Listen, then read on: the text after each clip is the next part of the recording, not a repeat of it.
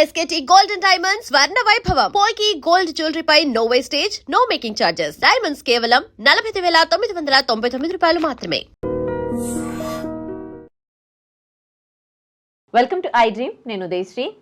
మహిళల్లో వచ్చే gynaec problems గురించి, అలాగే మహిళలు తీసుకోవాల్సిన జాగ్రత్తల గురించి తెలియజేయడానికి మనతో ఉన్నారు గైనకాలజిస్ట్ డాక్టర్ స్రవంతి గాదిరాజు గారు. మాట్లాడదాం. నమస్తే అండి, వెల్కమ్. Thank you. సో మహిళలు ముఖ్యంగా వాళ్ళకి ఇన్నర్స్ విషయంలో మనం తీసుకుంటే, వాళ్ళు మీరు ఈ మధ్యకాలంలో చూస్తూ ఉన్నారు కదా, వాళ్ళకి చాలా చాలా యూరిన్ ఇన్ఫెక్షన్స్ లాంటివి అండ్ బ్రెస్ట్ యాబ్సెస్ లాంటివి ఎక్కువగా వింటూ ఉన్నాం. సో ఇన్నర్స్ ఇంపాక్ట్ కూడా ఉంటుందా? చాలా చాలా చాలా ఇంపార్టెంట్. మనం ఇప్పుడు చూస్తే పిల్లలు అంటే చిన్నపిల్లలు 9 years నుంచే మెచ్యూర్ అయిపోతున్నారు కదా. ఇప్పుడు స్కూల్స్లో అండ్ స్పెషల్గా ఓరియంటేషన్ ప్రోగ్రామ్స్ పెడుతున్నారు స్కూల్స్లో. అంటే before getting in to maturation, అంటే సెకండరీ సెక్షువల్ క్యారెక్టర్స్ అంటాం. బ్రెస్ట్ డెవలప్మెంట్, పీరియడ్స్ రావడము, హెయిర్ ఉంటుంది కదా, ప్యూబిక్ హెయిర్, అలాగే యాక్సిలరీ హెయిర్, వీటి గురించి తప్పకుండా తెలుసుకోవాలి. ఎందుకంటే వీటి వల్ల ఇన్ఫెక్షన్స్ సంథింగ్, ఇప్పుడు మీరు ఏదైతే అనుకుంటున్నారో వైట్ డిశ్చార్జ్ల నుంచి బ్రెస్ట్లో సిస్ట్లు అంటున్నారు, యాప్సిస్లో, ఇవన్నీ కూడా రిలేటెడే. సో తప్పకుండా ఇన్నర్ వేర్కి మనము ఇంపార్టెన్స్ ఇవ్వాలి. ఎస్పెషల్లీ పేరెంట్స్ చిన్నప్పటి నుంచి, అంటే వీళ్ళు కూడా ఏంటంటే తెలియక, అంటే ముందే పిల్లలకి చెప్పాలి అని అంటే ఆ సిగ్గు. అందులో మన సాంప్రదాయం ఏంటంటే ఎలా మాట్లాడుకుంటాము, పిల్లలతో ఎలా మాట్లాడతాము అంటే, ఈవెన్ ఇప్పటికీ కూడా చాలా ప్లేసెస్ లో పీరియడ్స్ గురించి మెన్ ముందు ఎప్పుడు డిస్కస్ అసలు ఆడోళ్ళే మాట్లాడుకోరు. అందులో చిన్న పిల్లలతో చెప్పాలి అంటే తల్లి కూడా హెసిటేట్ చేస్తుంది. నేను డాక్టర్ గారు ఇట్లా అండి మా పాపకంటే మీరు ఎందుకు చెప్పట్లేదండి అంటే, అరే పాపతో ఎలా మాట్లాడతానండి అంటారు. అంటే మన దాంట్లో ఇంకా బిడియము, సిగ్గు అనే వాటి వల్ల చెప్పలేకపోతున్నారు.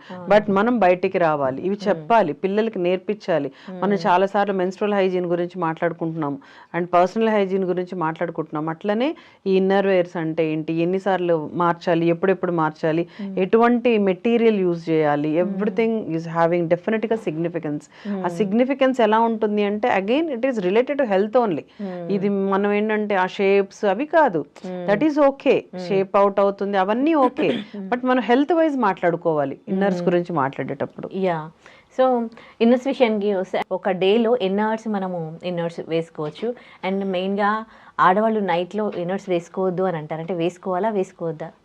ఫస్ట్ మనం ప్యాంటీస్ గురించి కొద్దాం. ఇన్నర్స్ అంటే ఫస్ట్ ప్యాంటీస్ గురించి తర్వాత బ్రాస్ గురించి మాట్లాడుకోవచ్చు. ప్యాంటీస్ విషయానికి వస్తే యూజువల్గా మనం ఎప్పుడు కాటన్ అంటాం, అంటే యూజర్ ఫ్రెండ్లీ, అంటే మన స్కిన్ కి ఫ్రెండ్లీగా ఉండే మెటీరియల్ యూజ్ చేసుకోవాలి. పైన మనం ఏది వేసుకున్నా మీరు చూస్తే మన స్కిన్ కి కొన్ని పడవు, అలర్జీస్ వస్తాయి, రెడ్నెస్ వస్తాయి. చాలా మంది పిల్లలకు కూడా, పసిపిల్లలకు కూడా మనం ఒకసారి వాష్ చేసేస్తాం. ఎందుకు అంటే గార్మెంట్స్ అన్నీ అందరికీ సెట్ కావు. సో అన్నిటికంటే ఫ్రెండ్లీ ఏంటంటే కాటన్. కాటన్ అనేది ఏంటి, పాతకాలం నుంచి వచ్చిన సాంప్రదాయం. మన Indian culture is pure cotton, khadi cotton. అది కూడా అంటే అలాంటి మెటీరియల్స్ సాఫ్ట్గా ఉండేవి, స్కిన్కి ఇబ్బంది లేకుండా మెటీరియల్స్ యూజ్ చేయాలి ఫస్ట్ ఆఫ్ ఆల్. అంటే ఫస్ట్ వాళ్ళు చిన్నప్పటి నుంచి, మనం ఇప్పుడు డైపర్స్ అనేవి ఎక్కువ వాడేస్తున్నాం చిన్నప్పుడు, అంటే ఇప్పుడు ఉండే పసిపిల్లలకి. సో వాటి వల్ల ఎక్కువ డైపర్ ర్యాషెస్ వస్తున్నాయి. మేము అక్కడ కూడా ఏం చెప్తాము అంటే, రెగ్యులర్గా కాకుండా, అంటే ఎప్పుడు బయటికి వెళ్ళేటప్పుడు వాడిన మామూలు టైంలో కాటన్, పాతకాలంలో ఏంటి జస్ట్ ఒక చిన్న గోచిల్లాయి కట్టి ముద్దుగా కట్టుకునే వాళ్ళం కదా, పాత క్లాతులు తీసి, అలాంటివి వాడమంటున్నాం ఇప్పుడు కూడా. Don't use nylon or regular fabric, అంటే రకరకాల ఫ్యాబ్రిక్స్ వచ్చేసినాయి. సో అవి కాకుండా పిల్లలు మెచ్యూర్ అయినప్పటి నుంచి మనం అండర్వేర్స్ చాలా జాగ్రత్తగా చెప్పాలి. సో ప్యాంటీస్ విషయంకి వస్తే first of all comfortable material choose చేసుకోమని చెప్పాలి. తర్వాత వాళ్ళకి ఇప్పుడు మనకి స్కూల్స్కి వెళ్తారు, స్కూల్స్కి వెళ్ళినప్పుడు మినిమం 8 hours to 10 hours ఉండిపోతారు. సో మార్చలేం, అందువల్లనే కంఫర్టబుల్గా ఉండాలి, అలాగే రెగ్యులర్గా మార్చేస్తూ ఉండాలి. ఇప్పుడు సంవత్సరానికి ఒకసారి మార్చడం కాదు, అట్లీస్ట్ 3 monthsకో 6 monthsకో, అంటే 6 months అంటే బాగుంది, అంటే మంచి మెటీరియల్ హై క్వాలిటీ అంటే ఒక 6 months వరకు వాడుకోవచ్చు. లేదంటే every 3 monthsకి మార్చేస్తే బెటర్ అంటాం. ఎవ్రీడే అయితే మినిమం ఒకటైతే మార్చాల్సిందే. పొద్దున పూట అంతా ఒకటి వేసుకోవాలి. నైట్ టైమ్స్ ఏంటంటే, నైట్ టైమ్స్ ఇప్పుడు ఆఫీసెస్ ఉంటాయి, కొంతమందికి నైట్ ట్రావెల్ ఉంటుంది, అప్పుడు ప్యాంటీస్ వేసుకోవాల్సింది, వేరే దాటలేదు. ఇన్ కేస్ ఇంట్లో ఉంటున్నారు, ఇంటికి వచ్చేస్తాం కదా fresh, better no not to wear the inners. మనకి లంగాలు లుంగీలు కాన్సెప్టే ఉన్నింది ఫస్ట్ ఆఫ్ ఆల్. అవి ఎందుకు అని అంటే ప్రైవేట్ పార్ట్స్కి ఎప్పుడు ఏరేషన్ ఉండాలి, అంటే డ్రై అవ్వాలి, అంటే గాలి తగలాలి. ఎప్పుడు ఇది వేస్తే ఏమవుతుంది అంటే మాయిశ్చరైజర్ అంటే తడి ఉండిపోతుంది. తడి ఈజ్ ఆల్వేస్ బ్యాక్టీరియాని వైరస్ని గ్రో చేస్తుంది. అందుకని డ్రై అవ్వడానికి మీరు చూస్తే పిల్లలకి పౌడర్లు వేస్తామా మనము, చంకలు వేస్తాము, గ్రాయిన్స్లు వేస్తాము, ఎందుకంటే డ్రై చేయడానికి ఇదంతా కూడా. సో అందుకని డ్రైగా ఉండడానికి నైట్ టైమ్స్ వేసుకోకుండా ఉంటేనే బెటర్. అది డ్రైగా ఉంచుకోవాలి అని అంటారా? ఓకే, అంటే వాష్రూమ్కి వెళ్ళినప్పుడు కొంతమంది ఏమో అంటే జస్ట్ టిష్యూ యూజ్ చేస్తే చాలు అంటారు, ఫ్లష్ కూడా వాష్ చేసుకొని తుడుచుకోవాలి. ఓకే, వాష్ చేసుకొని టిష్యూస్ యూస్ చేసుకోవాలి, డ్రై చేసుకోవాలి, అది బెస్ట్. ఎందుకంటే డైరెక్ట్ గా యూరిన్ ని తొడవడం అంటే మళ్ళీ మనది అక్కడే ఉంచుతున్నాం కదా. సో మనం ఎప్పుడు ఏంటంటే మనకైతే ఈజీ, ఇప్పుడు ఫారిన్ కంట్రీస్ లో అసలు వాటర్ కాన్సెప్టే లేదు వాళ్ళకి, అన్ని టిష్యూసే యూజ్ చేస్తారు. సో దట్ ఈస్ ఫైన్, వాళ్ళది. మనకేంటంటే ఒక్కసారి వాష్ చేసుకొని తుడుచుకోమని చెప్తుంటాము. బట్ ఈవెన్ దో ఒక వాష్ చేసుకోలేకపోయినా టిష్యూ తోటి తుడచడం అనేది పిల్లలకి కూడా చిన్నప్పటి నుంచి అలవాటు చేసుకోవాలి. డ్రైగా పెట్టుకోండి ప్రైవేట్ పార్ట్స్. అందుకని నైట్ టైమ్స్ ప్యాంటీ వేసుకోకుండడమే ఉత్తమం. మార్నింగ్ టైం కూడా వీలైతే 2 మార్చచ్చు, బట్ అంత మ్యాండేటరీ కాదు. అంటే వైట్ డిశ్చార్జ్లు ఇట్లా కొంతమందికి ఉంటాయి, పీరియడ్స్లో ఉండే వాళ్ళకైతే మనం చెప్తాం ఎవ్రీ 6 అవర్స్కి మార్చమని. మామూలు వాళ్ళకైతే ఒక డేలో మార్నింగ్ వేసుకుంటే ఈవినింగ్ వరకు ఆ panty is okay. But compulsory wash చేసిందే వేసుకోవాలి. అదే ప్యాంటీస్ వాడేస్తారు హాస్టల్స్ లో ఉండే పిల్లలు, ఉతకడానికి కష్టము అని, లేకపోతే యాక్సెస్ ఉండదు కదా అందరికి, ఉతుక్కోవడానికి టైం ఉండదో, పిల్లలకి వాషింగ్ మెషిన్స్ ఉండవు, వాళ్ళు వెంటనే మళ్ళీ ఆ పక్క రోజు మగ పిల్లలు ఎస్పెషల్లీ వేసుకుంటారు. తప్పది ఒక్కసారి యూజ్, ఎందుకంటే మోస్ట్ అన్హైజీన్ ఏరియా మనది inner parts, private parts. So definite గా మనం వాష్ చేసుకోవాల్సిందే. 2 అవర్స్ వేసుకున్నా, 3 అవర్స్ వేసుకున్నా, నేను ఇప్పుడే వేసుకున్నాను తీసేసాను అంటే వద్దు. ఒకసారి ఎక్స్పోజ్ అయిపోయింది, అన్ని ఆ బ్యాక్టీరియాకి ఎక్స్పోజ్ అయిపోయింది కాబట్టి నెక్స్ట్ వాష్ చేసుకోవాలి. సో వాషింగ్ విషయంకి వస్తే ఏంటి, రెగ్యులర్ వాషింగ్ అయితే సరిపోతుంది నార్మల్గా. అలా కాకుండా కొంతమందికి ఎక్కువ వైట్ డిశ్చార్జ్ అంటే క్యాండిడ్ ఇన్ఫెక్షన్స్ అట్లా ఉంటాయి. వాళ్ళు బెటర్ టు వేడి నీళ్ళల్లోనూ, లేకపోతే పించ్ ఆఫ్ సాల్ట్ వేసిన వాటర్లోనూ, లేదా పించ్ ఆఫ్ డెటాల్ వేసిన వాటర్లోనూ వాష్ చేసుకోవాలి అవన్నీ కూడా. అండ్ వీటిల్ని వేరే బట్టలతో కలపకూడదు ఫస్ట్ ఆఫ్ ఆల్. అదేంటంటే అన్నిటిలో వేసేసి ఉతుకుతారు, అది కూడా రాంగ్. ఇన్నర్స్ ని సపరేట్ గానే ఉతుక్కోవాలి, మామూలు బట్టలతో ఉంచొద్దు. ఈ ఇన్ఫెక్షన్ అన్నిటికీ అవుతూ ఉంటుంది, అది ఒకటి very important point. Vagina pimples కూడా వస్తూ ఉంటాయి కదా, ఎందుకు వస్తాయి అవి? ఇవే ఇన్ఫెక్షన్స్ కదా, ఈ ప్రాపర్ హైజీన్ మెయింటైన్ చేయక. అంటే వేసిన గార్మెంట్స్ వేసుకోవడము, సరిగ్గా ఉతుక్కోకపోవడము, లేకపోతే మిగతా వాళ్ళకి ఇంట్లో వేరే వాళ్ళకి ఇన్ఫెక్షన్ ఉంది, అదే బట్టలతో ఉతికేస్తే వీళ్ళకి ఇన్ఫెక్షన్ వచ్చే అవసరం ఉంది. సో అట్లా కాకుండా కొంతమందికి షుగర్ ఉంటుంది, కొంతమందికి థైరాయిడ్స్ ఉంటాయి, కొంతమందికి వేరే సెక్షువల్లీ ట్రాన్స్మిటెడ్ డిసీజెస్ ఉంటాయి. సో వీళ్ళందరివి కూడా ఎప్పుడు సపరేట్గానే ఉతుక్కోవాలి, ఒకళ్ళది అంటకూడదు. అందుకని టవల్స్ కూడా ఎవరి టవల్ వాళ్ళు ఉంచుకోమంటాం, సోప్స్ కూడా ఎవరి సోప్ వాళ్ళకు ఉంచుకోమంటాం. అండ్ ఇంకొకటి ఏంటంటే ఆ ఏరియాని సోప్తో వాష్ చేసుకోవచ్చు అంటారు, వేసుకోవచ్చు, తప్పేం లేదు. కాకపోతే ఎప్పుడు కూడా గాఢమైన సోప్స్ అంటారు కదా, వెరీ కాన్సన్ట్రేటెడ్ సోప్స్ ఎప్పుడు సున్నితమైన ఏరియాస్లో పెట్టకూడదు, సెన్సిటివ్ ఏరియాస్ ఇవి. సో సోప్ పెట్టకుండా వామ్ వాటర్తో కడుక్కోవడం ఉత్తమం. లేదు నాకు కొంచెం ఇబ్బందిగా ఉంది, ఏదో అంత బాగాలేదు అంటే లిటిల్ సోప్ ఎక్కువ పెట్టేసేసి మరి ఎక్కువ వాటిని వాష్ చేయడం అనేది కరెక్ట్ కాదు. ఈ మధ్యకాలంలో అందరూ చాలా కాలం నుంచి జీన్స్లే ఎక్కువగా వాడుతూ ఉన్నారు కదా, సో దీని వల్ల కూడా ఏమైనా ఇబ్బంది ఉంటుందా? చాలా ఇబ్బంది ఉంటుంది. మనం ఇప్పుడు మాట్లాడుకునేదంతా అదే, ఏరేషన్, గాలి అనేది ఉండాలి. చీరల్లో వాటిల్లో మనకి ఆ ప్రాబ్లం ఉండదు. ఇప్పుడు జీన్స్లో కూడా ఏంటంటే ఎక్కువ వీళ్ళు టైమింగ్ ఎక్కువ, అంటే 6 అవర్స్ 7 అవర్స్ కాదు, 10 అవర్స్ 12 అవర్స్, నైట్ టైం కూడా అలాగే పడిపోతారు, అంటే బెడ్ మీద టైం ఉండదు మార్చుకోవడానికి, అలసిపోయి ఉంటారు. So that is also wrong. Jeans వల్ల చాలా ఇబ్బందులు ఉంటున్నాయి, వెజనల్ ఇన్ఫెక్షన్స్ ఎక్కువ వస్తున్నాయి, టైట్ ఉంటుంది, రక్త ప్రసరణ కూడా ఉండదు వేసుకోవడం వల్ల. సో అది కూడా దానిలోపనే స్మెల్ వచ్చేస్తూ ఉంటాయి, అండ్ మళ్ళీ యూరిన్ చేస్తారు, తడిగా ఉంటాయి, మళ్ళీ అవే బట్టలు వేసుకుంటారు. ఆ తడి కూడా మనకి ఇరిటేటింగ్ థింగ్స్. సో జీన్స్ వల్ల ఇప్పుడు ఇన్ఫెక్షన్ రేట్ అయితే చాలా ఎక్కువైందని కూడా చెప్పాలి. ఓకే, సో ప్యాంటీస్ గురించి మాట్లాడుకున్నాం కదా, ప్యాంటీస్ లో మనం ఇంకోటి మాట్లాడాలి ఉదయ. ఇప్పుడు లైనర్స్ అని వచ్చినాయి, ప్యాంటీ లైనర్స్. వైట్ డిశ్చార్జ్ వాళ్ళకి సపరేట్ గా లక్కీగా మార్కెట్ లో ప్యాంటీ లైనర్స్ అని వచ్చినాయి. Use that. ఆ వైట్ డిశ్చార్జ్ ని ఆ ప్యాంటీస్ అంతా అంటీ ఆ లోకల్ ఇన్ఫెక్షన్ లేకుండా హ్యాపీగా you can use panty liners. That will keep the area dry ఉంచుతుంది, అలాగే హైజీనిక్ కూడా ఉంచుతుంది. ఎవ్రీడే యూజ్ చేయాలి. Of course. మామూలు ప్యాడ్స్ అయితే మనకి ర్యాషెస్ అంటే కొంచెం ఇబ్బంది ఉంటుంది, ఉంటుంది, లైనర్స్ తోటి ఇబ్బంది లేదు. సో నేను అదే సజెస్ట్ చేస్తాను. కాలేజెస్కి వెళ్తుంటారు పాపం, ఇబ్బంది ఉంటుంది. ఈవెన్ వాళ్ళు వాష్రూమ్కి వెళ్ళి వచ్చినా కూడా కొంచెం డ్రై మెయింటైన్ చేస్తుంది. సో నేను మదర్స్కి చెప్తున్నాను, ప్యాంటీ లైనర్స్ ఉన్నాయండి, మంచి కంపెనీ, బట్ ఏదో తక్కువ కంపెనీస్ అయితే వద్దు, అసలు better not to use. Cotton ఎలాగ ఇంపార్టెంటో ఈ లైనర్స్ కూడా బయోడిగ్రేడబుల్ అంటారు, అంటే న్యాచురల్ గా అవి మట్టిలో కలిసిపోయే వాటిల్నే వాడాలి, అంటే వాటిలో ప్లాస్టిక్ శాతం ఉండదు. అలాంటి వాటిని చూస్ చేసుకొని వాడాలి. ప్యాంటీస్ అయినా లేకపోతే ఈ ప్యాడ్స్ అయినా కూడా, ఈవెన్ నార్మల్ ప్యాడ్స్ కూడా బయోడిగ్రేడబుల్ ప్యాడ్స్ వాడమని సలహా ఇవ్వాలి మనం. లైనర్స్ కూడా అలాంటివే దొరుకుతాయి. కొంతమంది పిల్లలకి ఏంటంటే సెక్షువల్లీ యాక్టివ్, అంటే ఇప్పుడిప్పుడే టీనేజర్స్, వీళ్ళకి వైట్ డిశ్చార్జ్ ఎక్కువ ఉంటుంది. ఎందుకంటే that is not a infection, that is a healthy one. But కొంతమందికి హార్మోనల్ ప్రభావం వల్ల వాళ్ళకి ఊరికి వెట్ అయిపోతూ ఉంటుంది, స్టిక్కీగా చిరాక్గా ఉంటుంది కదా, వాళ్ళకి ప్యాంటీ లైనర్స్ వాడమని చెప్పొచ్చు. అదేముంది, స్కూల్లో కూడా ఒక లైనర్ పడేసేసి ఇంకోటి పెట్టుకోవచ్చు, అండర్వేర్ మార్చకపోయినా ఆ లైనర్స్ మార్చుకోవచ్చు. సో డెఫినెట్గా మనము ప్యాంటీ లైనర్స్ని సజెస్ట్ చేయాలి. అలాగే పీరియడ్స్ అప్పుడు ప్యాడ్స్ని కూడా బయోడిగ్రేడబుల్ ప్యాడ్స్ని సజెస్ట్ చేయాలి. ఓకే, ఆ ప్యాడ్స్ కూడా ఎన్ని అవర్స్ పెట్టుకోవచ్చండి? 6 hours, ఏదన్నా not more than 6 hours, because that blood is a పెరిగెత్తుంది కదా, బ్లడ్ అనేది nutrition for the bacteria. So అందుకని ఎక్కువసేపు ఏది పెట్టుకోవద్దు. ఓకే, ఇప్పుడు వైట్ డిశ్చార్జ్ ఎంతవరకు కన్సిడర్ చేయొచ్చు? అంటే కొంతమందికి ఓవర్గా అవుతూ ఉంటుంది. వైట్ డిశ్చార్జ్ అనేది 2 రకాలు, హెల్దీ, అన్హెల్దీ. అన్హెల్దీ ఎప్పుడు అంటాము అంటే ఇచ్చింగ్ ఉండి స్మెల్ ఉంటే అది అన్హెల్దీ, కంపల్సరీ డాక్టర్ని చూడాలి. అలాగే ఇచ్చింగ్ లేదు, నాకేమీ దురదలు కానీ వాసన కానీ లేదు, ఓన్లీ ఎక్సెసివ్ ఉంది అంటే ల్యూకోరియా అంటాం, అది మంచిదే. సో దాన్ని పర్వాలేదు, దానికి ఎటువంటి మెడిసిన్ ఉండదు, మెడిసిన్ ఇచ్చినా తగ్గదు.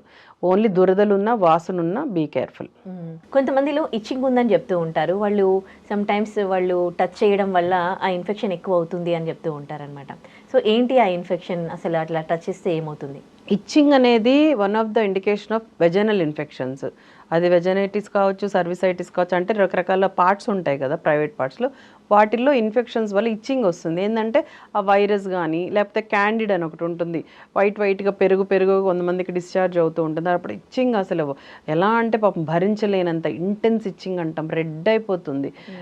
దాన్ని మనం టచ్ చేసి దాన్ని స్క్రాచ్ చేసే కొద్ది ఇంకా ఎక్కువ అవుతుంటుంది ఇచ్చింగ్. అంటే అక్కడ ఒకలాంటివి రిలీజ్ అయ్యి, అంటే ఇప్పుడు రసాయనాలు అంటాం కదా తెలుగులో, అలాంటివి అక్కడ కొన్ని ఎలిమెంట్స్ రిలీజ్ అవుతాయి. ఎలిమెంట్ రిలీజ్ అయినప్పుడు ఇంకా ఇచ్చింగ్ ఎక్కువ అవుతుంది.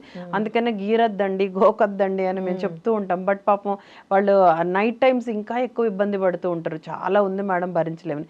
బట్ ఏం కాదు, ఇచ్చింగ్ని వెంటనే టాబ్లెట్స్ తోటి తగ్గించేయచ్చు. అలాగే ఈ ఇచ్చింగ్కి సంబంధించి ఏదైతే ఇప్పుడు మనకైతే డయాగ్నోసిస్ అని ఒకటి వస్తుంది, బ్యాక్టీరియా అనేది, దానికి సంబంధించిన టాబ్లెట్స్, కొంతమందికి వెజైనల్ ఇన్సర్ట్స్ అంటాం, అంటే కింద నుంచి పెట్టుకునేవి, అవి ఇచ్చారంటే వెంటనే వాళ్ళకి పాపం 1 dayనే రిలీఫ్ వస్తుంది. బట్ కోర్స్ ఉంటుంది, కొంతమందికి 3 days ఇస్తాం, కొంతమందికి 6 days ఇస్తాం. But whatever maybe simple infections అవి, వాళ్ళని ఎక్కువ ఏమి ఇబ్బంది పెట్టవు. బట్ కొంతమంది ఏం చేస్తారు అంటే దాన్ని తోస్తారు, ఈ 2 రోజులే కదా, ఇంకొక 2 రోజులు చూద్దాం, అది సివియారిటీ పెరిగిపోవడం తప్పు ఎప్పుడు కూడా. సో ఏదన్నా ఇలాంటి ఇచ్చింగ్ ఉంది, స్మెల్ వస్తుంటుంది, నీసు వాసన వస్తుంటుంది, ఇలాంటివి ఉన్నప్పుడు ఇమీడియట్గా డాక్టర్ దగ్గరికి వెళ్ళిపోతే ఎర్లీగా ట్రీట్ చేసేసుకోవచ్చు. That is very important. ముఖ్యంగా టీనేజ్ పిల్లలకు మీరు ఇచ్చే సజెషన్స్ ఏంటి ఈ విషయంలో? ఈ విషయంలో టీనేజ్ వాళ్ళకి తొందరగా ఇన్ఫెక్షన్స్ రావమ్మా, ఎందుకంటే సెక్షువల్లీ యాక్టివ్ అయ్యే వరకు ఇన్ఫెక్షన్స్ ఉండవు. బికాజ్ వీళ్ళు ఇంకా వైరసెస్, కొత్త వైరస్కు, కొత్త బ్యాక్టీరియాకు వాళ్ళు ఇంకా ఎక్స్పోజ్ అవ్వరు కాబట్టి టీనేజర్స్కి అంత తొందరగా రావు. వస్తున్నాయి అంటే వాళ్ళ హైజీన్ సరిగ్గా లేకను, ఇప్పుడు మనం మాట్లాడుకున్నట్లు వాళ్ళ అండర్వేర్స్ ఎక్కువ వేసుకోవడము, టైట్గా జీన్స్లు వేసుకోవడము, అది వాడిన బట్టలు వేసుకోవడము, వీటి వల్ల వస్తూ ఉంటాయి. సో టీనేజర్స్, అన్మ్యారీడ్ వాళ్ళు ఏం లేదు, జస్ట్ శుభ్రంగా స్నానం చేయండి, ఎప్పుడు fresh under garments, underwears, panty liners, రెగ్యులర్గా ప్యాడ్స్ ఒక 6 hours పీరియడ్ అప్పుడు మార్చేసుకోవడము, డ్రైగా మెయింటైన్ చేసుకోవడము. చిన్నవి ఏమన్నా ఎర్రగా చిన్న పొక్కులు లాంటివి వస్తాయి కొంతమందికి, అలాంటివి వచ్చినా, ఇచ్చింగ్ వచ్చినా వెంటనే ఒక డాక్టర్ని, గైనకాలజిస్ట్నో లేదా నార్మల్ డాక్టర్ కూడా ఎనఫ్ దీనికి కన్సల్ట్ చేయడము. లేదు మీకు కొంచెం ఏదైనా డౌట్ వచ్చిందంటే ఇంట్లో అమ్మకు కూడా చెప్పరు కొంతమంది, బట్ కనీసం ఫ్రెండ్స్కో, టీచర్స్కో ఎవరో ఒకరు సజెషన్ కంపల్సరీగా ఇట్లా అవుతుంది, whether to take any care or I can go for న్యాచురల్గా, అంటే అంటే ఇంట్లో వేడి నీళ్ళతోటి కొంతమంది చిన్న చిన్నవి రెమెడీస్ ఇంట్లో చెప్తారు, అవేమన్నా చెయ్యొచ్చా? కంపల్సరీ కనుక్కోవడం అయితే కనుక్కోండి. ఆ ఇచ్చింగ్ని భరించుకుంటూ చిన్న చిన్న ర్యాషెస్ వచ్చినప్పుడు వాటిల్ని భరించుకుంటూ ఉండనే ఉండొద్దు. ఇమీడియట్గా వాటికి ఎర్లీగానే ట్రీట్మెంట్, చిన్న ఆయింట్మెంట్స్ అనో లేదా చిన్న చిన్న జెల్స్ అనో ఇస్తాం, దాంతో తగ్గిపోతుంది.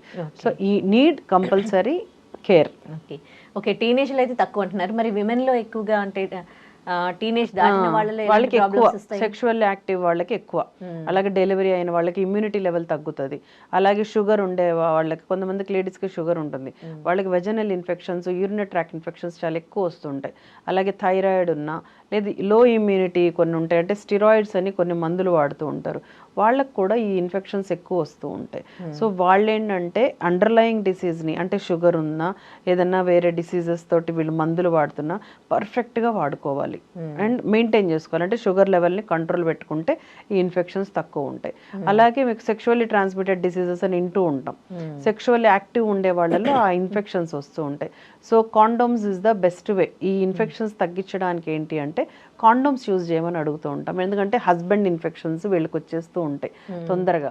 సో హస్బెండ్కి కంటే అమ్మాయిలు, ఆడవాళ్ళు ఎక్కువ ఇబ్బంది పడుతూ ఉంటారు దీనికి. So use condoms, that is one of the best way. And barrier అంటాం, అంటే ఈ వైరస్ని ఇటు పక్కకి రానియకుండా చేస్తుంది. అలాగే వాళ్ళు రెగ్యులర్గా సెక్స్ అయిన తర్వాత వాష్ చేసుకోవడము ప్రైవేట్ పార్ట్స్ని వెంటనే, అట్లాగనే పడుకునేస్తారు. అట్లా కాకుండా వెంటనే వెళ్ళి వాష్ చేసుకోవాలి.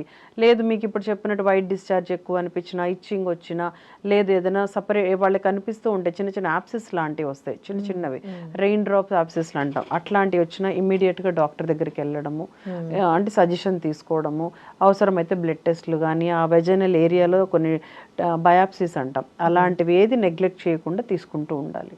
మెనోపాజ్ టైంలో కూడా వాళ్ళకి వెజైనా ఇన్ఫెక్షన్స్ వచ్చే ఛాన్సెస్ ఎక్కువ, అంటే వాళ్ళకి ఇంకా డ్రైనెస్ అయిపోయి ఇన్ఫెక్షన్స్ రావు కానీ డ్రైనెస్ ఎక్కువ ఉంటుంది, హార్మోన్స్ అంతా పోయి ఉంటాయి వాళ్ళకి. సో అక్కడంతా డ్రై అయిపోతుంది. అంటే ఆ వైట్ డిశ్చార్జ్ ఏదైతే అంటే, వైట్ డిశ్చార్జ్ అనేది ఒక ల్యూబ్రికెంట్ యాక్చువల్గా చెప్పాలంటే, ఆ ల్యూబ్రికేషన్ లేక మంటగా ఉంటుంది వాళ్ళకి కూడా ఎప్పుడు ఇచ్చింగ్ వస్తూ ఉంటుంది, సో స్క్రాచ్ చేయాలనిపిస్తూ ఉంటుంది. సో వాళ్ళు కూడా ఏంటంటే మాకు ఈస్ట్రోజన్ ప్రిపరేషన్స్ అని కొన్ని దొరుకుతాయి, సో ఆ జెల్స్ని కానీ యూజ్ చేస్తే ఈ ఇచ్చింగ్ అవి తక్కువ వస్తాయి, అక్కడ డ్రైనెస్ తగ్గుతుంది. అలాగే వాళ్ళు కూడా రెగ్యులర్గా ప్యాప్స్మియర్ అలాంటివి చేయించుకోవాలి. ఈ ఇచ్చింగ్ వాటికి మనకు కారణాలు తెలియదు, కొన్నిసార్లు క్యాన్సర్స్ వల్ల కూడా ఇచ్చింగ్ వస్తుంది, ఫాల్ స్మెల్లింగ్ డిశ్చార్జ్ వస్తుంది. సో వాళ్ళకి దానికి సంబంధించి ప్యాప్స్మియర్ అని మనం వింటూ ఉంటాం, క్యాన్సర్ స్క్రీనింగ్, అవి కూడా చేయించుకుంటూ ఉండాలి. అలాగే వాళ్ళు రెగ్యులర్గా ఇప్పుడు మనం మాట్లాడినట్టే హైజీన్ మెయింటైన్ చేసుకోవాలి. సో కంపల్సరీగా ప్రైవేట్ పార్ట్స్ని నీట్గా వాష్ చేసుకోవడము, డ్రై ఉంచుకోవడం అనేది మ్యాండేటరీ. ఓకే, డ్రైనెస్ అనేది ఓన్లీ మెనోపాజ్ స్టేజ్లోనే వస్తుందా, లేకపోతే హార్మోనల్ ప్రాబ్లమ్స్ ఉన్న వాళ్ళలో? హార్మోనల్ ప్రాబ్లమ్స్ ఉండే వాళ్ళలో చాలామంది మనం డ్రైనెస్ వింటూ ఉంటాం. ఎస్పెషల్లీ ఈ పీసీఓడీస్ వీటిల్లో ప్రాపర్గా హార్మోన్స్ లేక పాపం ఇబ్బంది పడుతూ ఉంటారు, డ్రైనెస్, వెజనల్ డ్రైనెస్ అనేది. సో వాళ్ళందరికీ కూడా మనం లోకల్ అప్లికేషన్స్ ఇచ్చుకుంటే చాలా కంఫర్టబుల్గా ఫీల్ అవుతూ ఉంటారు. బట్ వీటన్నిటికంటే ముందు అండర్లయింగ్ కాజ్ని మనం ట్రీట్ చేసుకోవాలి. దేనివల్ల అసలు ఇచ్చింగ్ వస్తుంది, దేనివల్ల డ్రైనెస్ వస్తుంది అని తెలుసుకోవాలి. కొంతమందికి లైకెన్ ప్లానస్ అని కొన్ని డిసీజెస్ ఉంటాయి, వాటి వల్ల కూడా వాళ్ళకి ఇచ్చింగ్ డ్రైనెస్ ఉంటుంది. అది కనుక్కోకుండా ఊరికినే ట్రీట్మెంట్లు ఇచ్చేస్తే నో యూజ్. అప్పుడు టెంపరీగా అట్లా అనిపిస్తుంది కానీ మళ్ళీ they will suffer with the same. So better diagnosis తర్వాత ట్రీట్మెంట్. రైట్. బ్రాస్ గురించి మాట్లాడుకుంటే ఇప్పుడు అంటే బాడీ షేప్స్ అని వాళ్ళు అంటే ఎక్కువ హెవీ ప్యాడింగ్స్ ఉన్నవి అవి వాడుతూ ఉన్నారు కదా, అది కూడా మంచిది కాదు అని వింటూ ఉన్నాం. దానివల్ల కూడా బ్రెస్ట్లో ఏమైనా ప్రాబ్లమ్స్ వచ్చే ఛాన్సెస్ ఉన్నాయా? ఎస్, బ్రెస్ట్లో ప్రాబ్లమ్స్ అంటే ఏమనుకోవాలంటే, అసలు బ్రెస్ట్ది మనకు వస్తే వీళ్ళు దాన్ని తీలార్కి అంటాం దాన్ని. ఇప్పుడు మెన్స్ట్రుయేషన్ రానని ప్యూబర్టీలో ఇవన్నీ పార్ట్స్ అనమాట. మెనార్కి, తీలార్కి అంటే బ్రెస్ట్ డెవలప్మెంట్ స్టార్ట్ అవ్వడం. సో స్టార్టింగ్ నుంచే బ్రెస్ట్ సపోర్టర్స్ అంటే బ్రాస్ ఇవ్వడము పిల్లలకి అలవాటు చేయాలి. సాగింగ్ వచ్చేస్తుంది because that is only fat tissue, fat with fibrous, అంటే బోన్ ఏమి ఉండదు. కాబట్టి మనం పిల్లలు కొంతమందికి చిన్న తెలియక తల్లి ఇవ్వరు, ఫస్ట్లో వాళ్ళు సాగ్ అయిపోతూ ఉంటుంది. సో ఫస్ట్ నుంచే వాళ్ళకి టీనేజ్ నుంచి వాళ్ళకి దానికి సంబంధించిన సైజ్ బ్రాస్ ఇవ్వాలి. ఎంత ఏజ్ అంటే ఇప్పుడు మామూలుగా మెచ్యూర్ అవుతారు, మెచ్యూర్ అయినప్పటి నుంచి వాళ్ళకి అవసరం పడుతుంది. 12 years నుంచి అయితే కంపల్సరీ అవసరం పడుతుంది. సైజ్ ప్రాపర్ గా తీసుకోవాలి. చూసుకోవాలి. మనం ఎవరో ఒకరు వెళ్ళాలి, పేరెంట్స్ వెళ్ళి వాళ్ళకి అది కరెక్ట్గా ఉందా లేదా. ఏంటి అండర్ సైజు ఉండద్దు, ఓవర్ సైజు ఉండద్దు. అండర్ సైజు ఉంటే చాలా డిస్కంఫర్ట్, పెయిన్ వచ్చేస్తుంది. పిల్లలు స్టార్టింగ్ లో చాలా ఇబ్బంది పడతారు. అమ్మ నేను వేసుకోను, నాకు చాలా నొప్పిగా ఉంది అంటారు పాపం. సో వాళ్ళని స్లోగా అలవాటు చేయాలి. ఎందుకు అంటే బ్రెస్ట్ సపోర్టర్స్ ఎందుకు అనంటే సాగ్ అయిపోకుండా వాళ్ళకి పెయిన్ వచ్చేస్తుంది. దానికి ఒకటి ఉంటే, ఇంకొకటి బ్రెస్ట్ సపోర్టర్స్ లేకపోతే ఏమవుతుంది అంటే రేపు మదర్గా అయినప్పుడు, అంటే బ్రెస్ట్ మిల్క్ అది ఇవ్వాలి అన్నప్పుడు కంఫర్ట్ ఫీల్ అవ్వరు. సో మనం అందుకని ప్రాపర్ సైజ్ ఇవ్వాలి. ఇంకో క్వశ్చన్ ఏమొస్తుంది ఇక్కడ, ప్యాడ్స్ అన్నారు. ప్యాడ్స్ అనేది no problem, padding is okay, ఎంత ప్యాడింగ్ అయినా ఓకే. అందులో స్పాంజ్ ఉంటుంది, అది ఆ హీట్ వల్ల కూడా బ్రెస్ట్ లో ప్రాబ్లమ్స్ వస్తాయి అని విన్నాను. No, not at all. Padding వల్ల ఏం కాదు. Sponge is like just fabric లో కదా మనకి కాటన్ స్పాంజెస్ ఉంటాయి. బట్ వాట్ ఎవర్ లోపల ఉన్న బయట మాత్రం లేయర్ వచ్చేసేసి ఇవే ఉంటాయి కదా. సో దానివల్ల అస్సలు మీకు ప్రాబ్లం అయితే ఏం ఉండదు. బట్ అండర్ అంటే టైట్ బ్రాస్ మాత్రం వేయకూడదు. బ్లడ్ సప్లై ఉండదు. బ్లడ్ సప్లై ఉండకుండా ఇప్పుడు కొంతమంది కాన్సెప్ట్ ఏంటంటే సిస్ట్లు డెవలప్ అవుతాయి, గడ్డలు డెవలప్ అవుతాయి అని ఒక కాన్సెప్ట్ ఉంది, బ్లడ్ సప్లై సరిగ్గా లేక. బట్ ఎంతవరకు అనేది ఇంకా ప్రూవ్ కాలేదు. కానీ ఎప్పుడు కూడా టైట్ బ్రాస్ వేయకూడదు. అలాగే ప్రొలాంగ్ అంటే రోజంతా వేసుకోవద్దు, ఆఫీస్ స్కూల్ అంతవరకే. నైట్ కంపల్సరీ తీసేసుకోవాలి. అట్లీస్ట్ లూజన్ అయినా చేయండి. అట్లనే పడుకుంటారు పిల్లలు. బ్లడ్ సప్లై ఎట్లా అవుతుంది? దట్ ఈస్ ఎలాస్టిక్ బ్యాండ్ కదా, ఎలాస్టిక్ బ్యాండ్ లాంటిది కదా. సో అదంతా కూడా ఆ ఏరియానంతా కూడా బ్లడ్ సప్లై లేకుండా చేస్తుంది.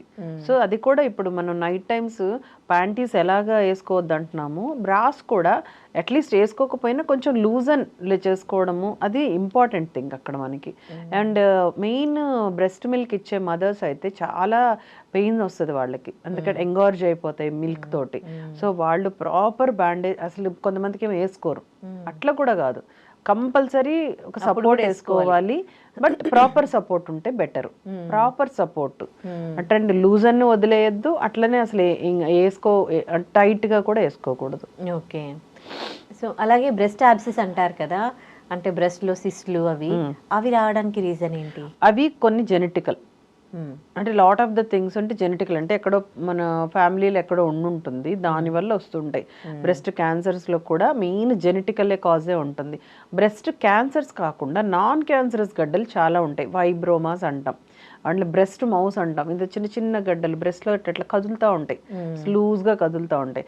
అవి నాన్ క్యాన్సరస్, అంటే మ్యాలిగ్నెన్సీ, అంటే క్యాన్సర్ కాదు, బట్ అవి పెరుగుతాయి. వాటిలో ఏంటంటే ఒకలాంటి ఫైబ్రస్ మెటీరియల్ ఉంటుంది, అంటే పీచు లాంటి మెటీరియల్ ఒక ఉండలా తయారయ్యి. సో దానివల్ల మనకు వచ్చే నష్టం అయితే ఏం లేదు, కానీ డిస్కంఫర్ట్ ఉంటుంది కొంతమందికి. సైజ్ పెరిగే కొద్దీ, అంటే ఒక బ్రెస్ట్ ఒక రకంగా ఇంకో బ్రెస్ట్ ఒక రకంగా ఉండి ఈ సైజులు పెరగడము. తర్వాత సిస్ట్లు అని వాటర్ ఫిల్డ్ చిన్న చిన్న బాల్స్ లాంటివి ఉంటాయి, అవి ఉంటాయి. సో వాటి వల్ల మనకు వచ్చేదంటే టెన్షన్ పడాల్సిన అవసరం లేదు, కానీ డిస్కంఫర్ట్ ఉన్నా, అంటే పెయిన్ ఉన్నా, లేకపోతే దానివల్ల ఏదో లాగుతుంది మేడం నాకు, గుచ్చుతుంది అంటారు, అలాంటి వాటప్పుడు వాటికి కొంచెం ట్రీట్మెంట్స్ ఉంటాయి, విటమిన్ ఈ బేస్డ్ కొన్ని ట్రీట్మెంట్లు ఇస్తాము. So that is not an issue, వాటికి భయపడాల్సిన అవసరం లేదు.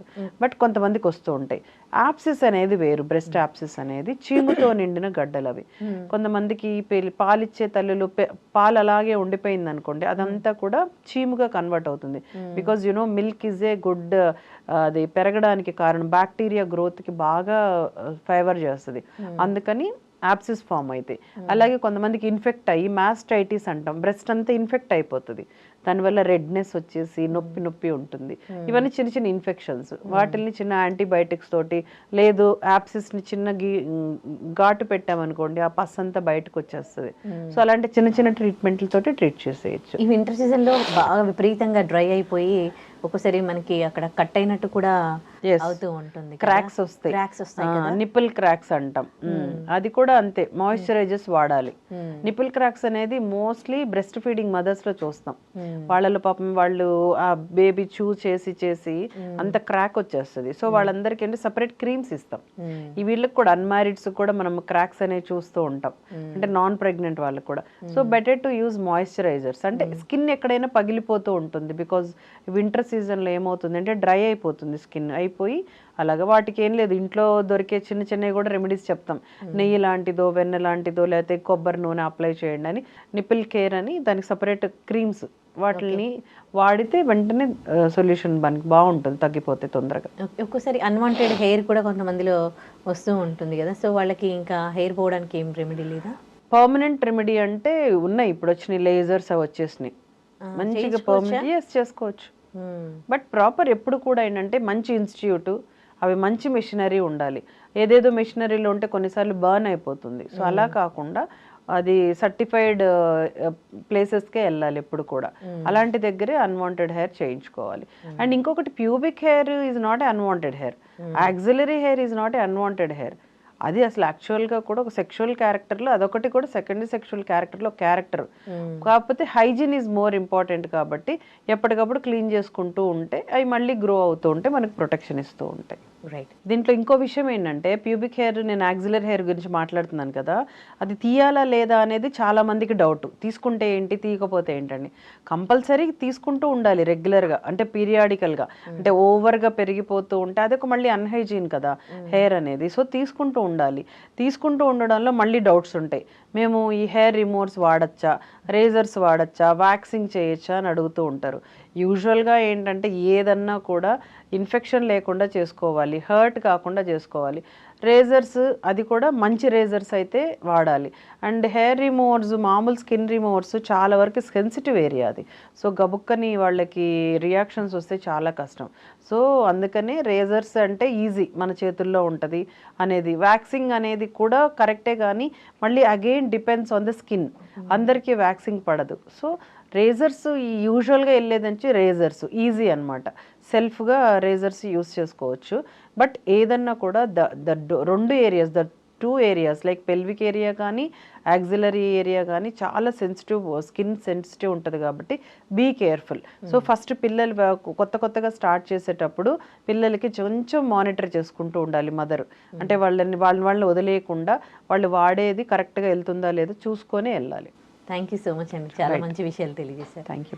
And for more videos, Please subscribe to iDream. Please subscribe to iDream. Please subscribe iDream. And please subscribe to iDream. For more videos, subscribe to iDream.